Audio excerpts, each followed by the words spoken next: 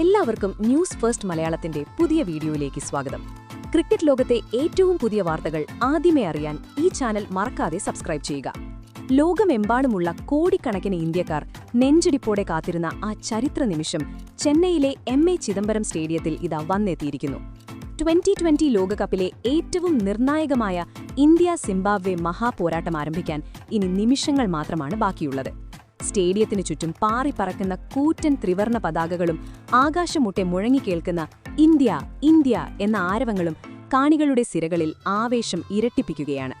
ഇന്ന് ചരിത്രം വഴിമാറുമെന്ന് ഉറപ്പാണ്. മത്സരത്തിന് മുന്നോടിയായി ഏവരുടെയും കണ്ണുകൾ ടോസിലേക്കായിരുന്നു തിരിഞ്ഞിരുന്നത്.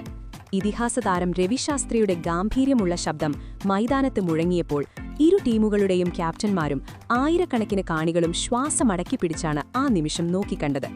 അങ്ങേയറ്റത്തെ ആത്മവിശ്വാസത്തോടെ ഇന്ത്യൻ ക്യാപ്റ്റൻ സൂര്യകുമാർ യാദവ് നാണയം വായുവിലേക്ക് ഉയർത്തിയപ്പോൾ Zimbabwe captain Sikandar Raza head എന്ന് വിളിച്ചു.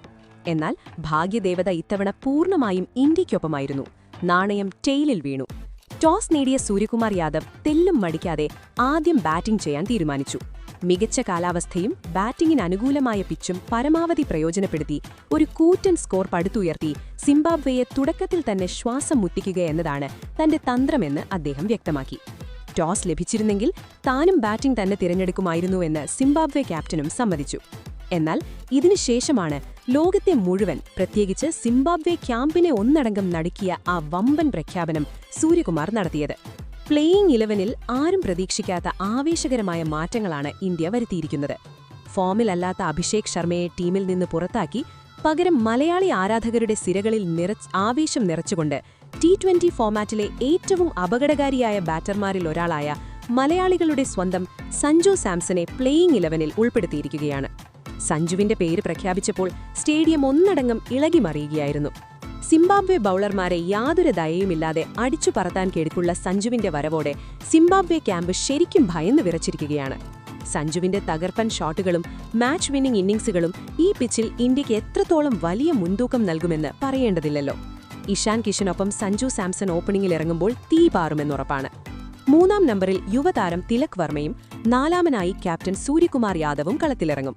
5-ാം നമ്പറിൽ ഫിനിഷറുടെ റോളിൽ വാഷിംഗ്ടൺ സുന്ദർ എത്തുമ്പോൾ 6-ാം നമ്പറിൽ വെടിക്കെട്ട് വീരൻ ഹാർദിക് പാണ്ഡ്യയും 7-ാമനായി ശിവം ദുബെയും ഇറങ്ങും. 8-ാം നമ്പറിൽ അക്ഷർ പട്ടേലും തുടർന്ന് അർഷ്ദീപ് സിംഗ്, ജസ്പ്രീത് ബുംറ, കുൽദീപ് യാദവ് എന്നിവരടങ്ങുന്ന ലോകോത്തര ബൌളിംഗ് നിരയും അണിനിരക്കുന്നു. ഇരു ടീമുകളിലും അപകടകാരികളായ ബാറ്റർമാരും ബൌളർമാരും ഉള്ളതിനാൽ മത്സരം തീ പാറുമെന്നുറപ്പാണ്. T20 ഫോമാറ്റിൽ ഇതിനു മുൻപ് ഇവർ ഒരു തവണ ഏറ്റുമുട്ടിയപ്പോൾ വിജയം ഇന്ത്യയ്ക്കൊപ്പമായിരുന്നു. എങ്കിലും T20-യിൽ ആരെയും കുറച്ചു കാണാൻ പാടില്ല. വൈകുന്നേരം 7 മണിക്ക് ആരംഭിക്കുന്ന ഈ മഹാപോരാട്ടം രാത്രി 11 മണിയോടെ അവസാനിക്കുമ്പോൾ ഇന്ത്യയുടെ വമ്പൻ വിജയം കോടിക്കണക്കിന് ആരാധകർക്ക് ഇരട്ടി മധുരമാകും.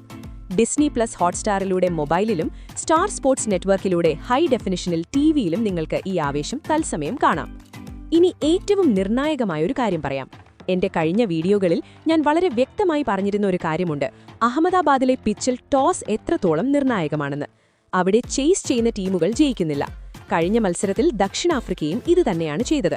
ബാറ്റിംഗ് തിരഞ്ഞെടുത്ത അവരുടെ തുടക്കം തകർന്നു. വെറും 20 റൺസിന് 3 വിക്കറ്റ്. എന്നിട്ടും അവർ 187 റൺസ് അടിച്ചുകൂട്ടി. കാരണം പിച്ചിന്റെ കണ്ടീഷൻ അങ്ങനെയായിരുന്നു. മികച്ച ബാറ്റർമാർക്ക് ഒരു താളം കിട്ടിയാൽ മതി, പിന്നെ അവർ കളി മാറ്റും. 20 പന്തിൽ 44 റൺസ് എടുത്ത ട്രിസ്റ്റൻ സ്റ്റബ്സും കളി മുഴുവൻ മാറ്റിമറിച്ച 63 റൺസ് എടുത്ത ഡേവിഡ് മില്ലറും ഡെവോൾ ബ്രെവിസും ഇതിനുദാഹരണമാണ്. എം.എ. ചിദംബരം സ്റ്റേഡിയത്തിലും ടോസ് വളരെ നിർണായകമാണ്. ഇതൊരു സ്പിൻ ട്രാക്ക് ആയതുകൊണ്ടുതന്നെ ടീമിൽ കൂടുതൽ സ്പിന്നർമാരെ ഉൾപ്പെടുത്തിയത് സ്വാഭാവികമാണ്. എന്നാൽ ഇവിടെ ചേസ് ചെയ്യുന്ന ടീമിന് കാര്യങ്ങൾ കുറച്ചുകൂടി എളുപ്പമായിരിക്കും. ദക്ഷിണാഫ്രിക്ക പറഞ്ഞതുപോലെ സീസണിലെ മറ്റു പിച്ചുകളെ പോലെ അല്ല ഇത്. ഇന്ത്യക്ക് ഈ മത്സരം ജയിക്കുക മാത്രമല്ല, ഒരു വലിയ മാർജിനൽ വിജയിക്കുക എന്നത് ടൂർണമെന്റിൽ മുന്നോട്ടു പോകാൻ അത്യാവശ്യമാണ്. ഇന്ത്യ എന്തായാലും ജയിക്കും, പക്ഷേ ആ വിജയത്തിന്റെ മാർജിനാണ് ഏറ്റവും പ്രധാനം. സുഹൃത്തുക്കളെ, നിങ്ങളുടെ അഭിപ്രായത്തിൽ ഇന്ത്യയുടെ ഏറ്റവും അപകടകാരിയായ ബാറ്റർ ആരാണ്? മലയാളികളുടെ അഭിമാനമായ സഞ്ജു സാംസണോ അതോ ഇഷാൻ കിഷനോ? പിച്ചിന്റെ ഈ സ്വഭാവമനുസരിച്ച് ടീമിൽ ഇനി എന്തെങ്കിലും മാറ്റങ്ങൾ വേണ്ടിയിരുന്നോ? നിങ്ങളുടെ അഭിപ്രായങ്ങൾ തീർച്ചയായും താഴെ കമന്റ് ചെയ്യുക. ഒപ്പം ഇത്തരം രോമാഞ്ചമുണർത്തുന്ന അപ്ഡേറ്റുകൾക്കായി ഈ ചാനൽ ലൈക്ക് ചെയ്യാനും സബ്സ്ക്രൈബ് ചെയ്യാനും മറക്കരുത്.